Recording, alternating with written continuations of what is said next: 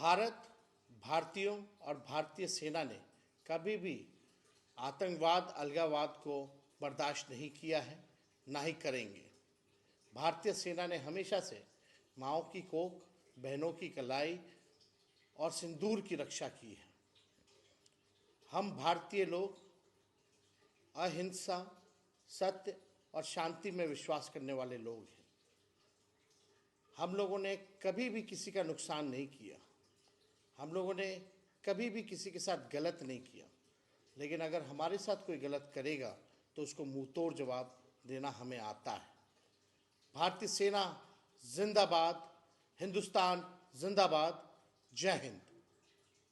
और कर देर रात पाकिस्तान में जिस तरीके से स्ट्राइक किया गया, 9 ठिकानों पे हमला किया गया। देखिए, देश की भावनाएं यही थी, बुरे कर्म का नतीजा और स्वरूप यही था, नीति का मार्ग भी यही है और न्याय का प्रारूप भी यही है। पहलगांव में जिस तरीके से आतंकवादियों ने निर्दोषों की हत्या की, उनको करारा जवाब देना अति आवश्यक था।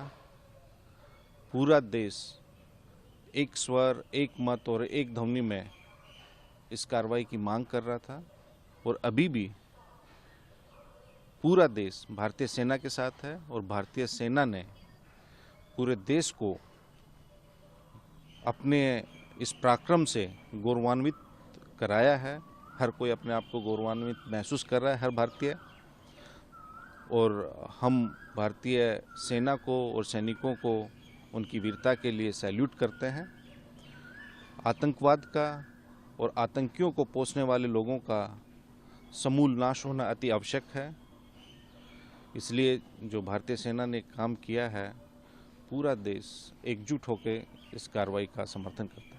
पहलगाम हमले के बाद आप लोग ने भी लगातार ये कह रहे थे कि एक बड़ा हमला होना चाहिए, पाकिस्तान नहीं, जवाब देखिए, जिस प्रकार से वो एक कायरतापूर्ण हमला था पाकिस्तान का, पाकिस्तान के जो पोषित वहाँ आतंकवादी हैं, उन्होंने जिन निर्दोषों की हत्या की, उसके खिलाफ देश में एक आक्रोश था।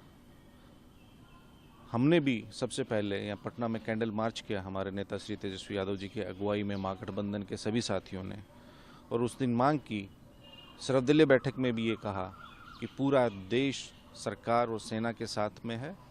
जो निर्णय सरकार और सेना करेगी आतंकवादियों पे कार्रवाई का और प्रहार करने का, हम सब उनके साथ हैं।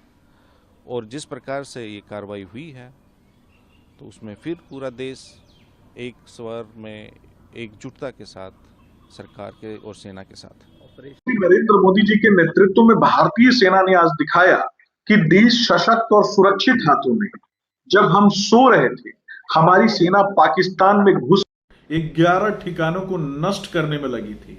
हम दोबारा उस वैश्विक प्रतिबद्धता को दर्शाते हैं कि आतंकवादी चाहे कहीं भी छुपे हों, वहां घुसकर मारने का काम हमारी सेना करेगी। और पाकिस्तान चाहे आतंकवादियों को बचाने के लिए लाख कोशिश कर ले, लेकिन प्रधानमंत्री नरेंद्र मोदी जी के नेतृत्व में ये बदलता हुआ नया भारत है, ये घर में घुस के मारने का काम करेगा।